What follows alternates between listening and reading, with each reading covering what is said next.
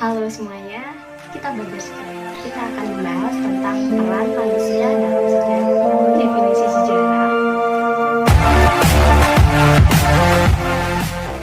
Halo semuanya, hari ini kita akan belajar tentang kebudayaan Romawi kuno. Kita akan mengkaji dari beberapa aspek, baik itu bangunan, ataupun itu dalam seni sastra, ataupun seni lainnya. Pernah nggak sih kalian dengar istilah banyak jalan menuju Roma? Jadi memang Romawi itu salah satu keunggulan yang mereka miliki adalah konstruksi jalan mereka. Jadi jalan mereka itu tidak ada tuh yang namanya jalan buntu. Terus konstruksinya sangat kuat, terdiri dari beberapa lapisan sehingga mereka bisa bertahan dalam segala cuaca. Selain itu, jalan-jalan ini juga ada banyak jenisnya. Ada jalan untuk umum, ada jalan militer, ada untuk jalan lokal, dan juga untuk jalan pribadi. Dan jalan-jalan ini juga terbuat dengan lebar yang luas dan juga panjang, menghubungkan banyak wilayah, sehingga memperlancar aktivitas perekonomian maupun distribusi barang dan juga pasukan militer Romawi. Seperti peradaban lainnya, Romawi juga sudah mengembangkan sistem tulisan dan juga angka. Nah, ini adalah contoh dari huruf yang berkembang di Romawi. Biasa disebut juga dengan huruf Latin atau bahasa Latin. Keunggulannya, satu huruf atau kata dalam bahasa Latin itu hanya memiliki satu arti, jadi tidak ada yang namanya permaknaan ganda. Nah, ini juga adalah Romawi dalam bentuk angka atau disebut juga dengan angka Romawi. Dan sampai saat ini, angka Romawi ini masih kita gunakan dalam kehidupan sehari-hari. Selain itu, mereka juga sudah ada satuan untuk mengukur panjang atau luas, baik itu menggunakan jejak kaki, satu hasta, ataupun satu langkah.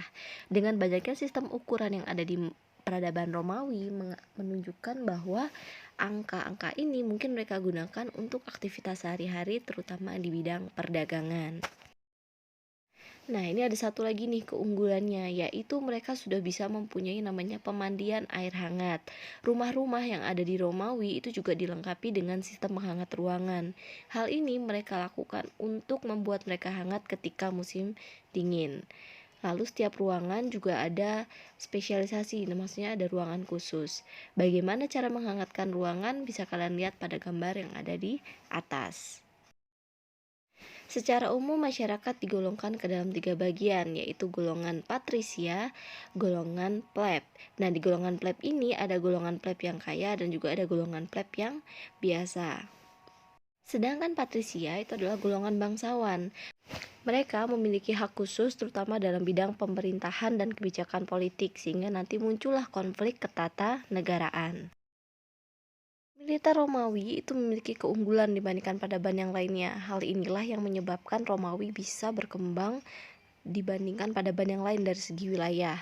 Salah satu alasannya yaitu karena adanya legiun.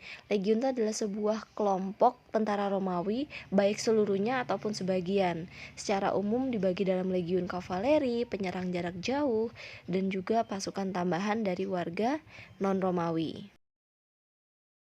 Sekarang kita akan melihat sistem kepercayaannya. Seperti peradaban yang lain, mereka juga menyembah banyak dewa. Sedangkan dewa yang paling utama yaitu Jupiter. Selain itu ada dewa-dewa yang lain, ada dewa Mars, Merkuri, Neptunus. Kita mengenalnya sebagai nama-nama planet ya saat ini. Nah, mereka biasanya menyembah para dewa itu dalam upacara yang besar secara bersama-sama, itu biasanya ada 1 hari dalam setahun. Tapi dalam kehidupan sehari-hari mereka bisa menyembah para dewa-dewa tersebut di rumah masing-masing, karena mereka memiliki semacam tempat ibadah pribadi di rumahnya masing-masing. Sedangkan untuk para dewa itu ditetapkan 1 hari dalam 1 tahun. Nah, ini di bidang seni mereka cenderung menggambarkan secara realistik. Terus untuk tokoh-tokoh itu biasanya hanya setengah badan ya, hanya sampai bagian dada, karena mereka percaya penggambaran tokoh itu akan nampak dari wajahnya. Jadi pada bagian wajah ini akan berusaha mereka gambarkan, mereka wujudkan semirip mungkin dengan wujud aslinya. Nah, ini juga ada contoh-contoh gambar yang lainnya.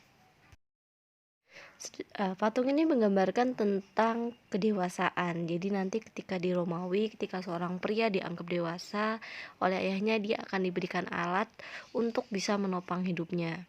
Alatnya berupa kapak yang ada di tangan sang ayah. Selanjutnya adalah teknologi mereka, yaitu pipa air yang disebut sebagai akuaduk.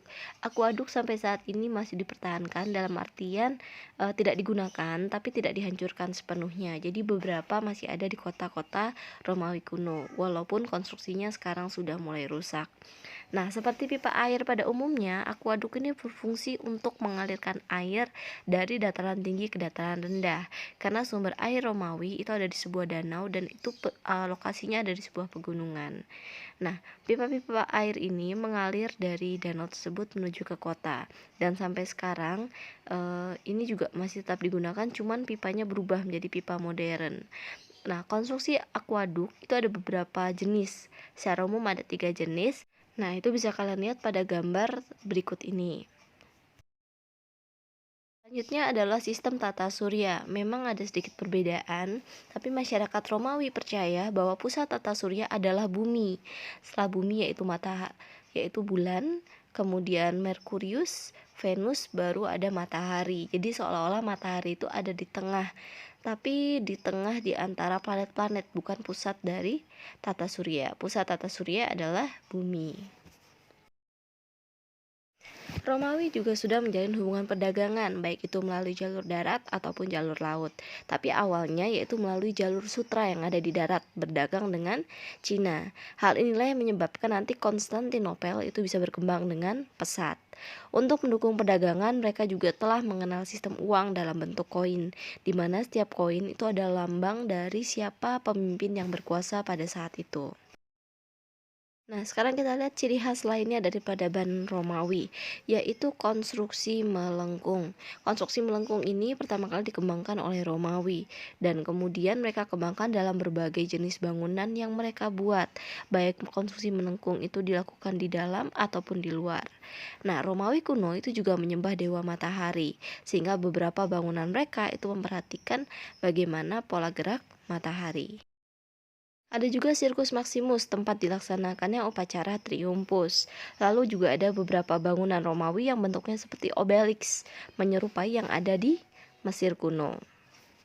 Nah, yang paling terkenal daripada ban Romawi itu adalah Kolosseum. Disinilah biasanya diadakan yaitu acara gladiator. Nah, pada saat gladiator dia dilaksanakan, itu sebenarnya ada penurunan moral bagi manusia, terutama di Romawi pada masa itu. Kenapa? Karena bagaimana manusia bisa terlihat bahagia, terlihat terhibur ketika melihat manusia melawan manusia, saling membunuh, manusia melawan hewan, dan seterusnya. Ini adalah tanda bahwa manusia mengalami penurunan moral. Karena Romawi sudah memiliki akuaduk, mereka juga sudah membuat yang namanya air terjun. Mereka sudah tahu bahwa air akan mengalir dari tempat tinggi ke tempat yang rendah, sehingga banyak sekali peninggalan-peninggalan kolam, terutama ada air mancur yang ada di dalamnya. Nah, ini buat para pasangan nih, kita kan tahu 14 Februari itu dirayakan sebagai hari Valentine. Tapi dari mana asal Valentine itu? Coba kalian cari dalam sejarah Romawi kuno. Di situ dijelaskan tentang kenapa kita merayakan Valentine. Nah, selanjutnya adalah tentang tiang. Kalau Romawi itu sebenarnya dia meniru yang ada di Yunani, pengembangan dari Yunani. Mereka membentuk pola yang baru yang disebut sebagai Tuscan dan juga Composite. Kalau Tuscan itu sebenarnya mirip sama Doria, tapi pada bagian tilangnya itu cenderung polos. Sedangkan Composite ini adalah gabungan dari Korintia dan juga Ionia. Itu saja penjelasan saya hari ini. Sampai jumpa pada pertemuan yang selanjutnya. Halo semuanya, kita belajar sejarah. Kita akan membahas tentang peran manusia dalam sejarah. Definisi sejarah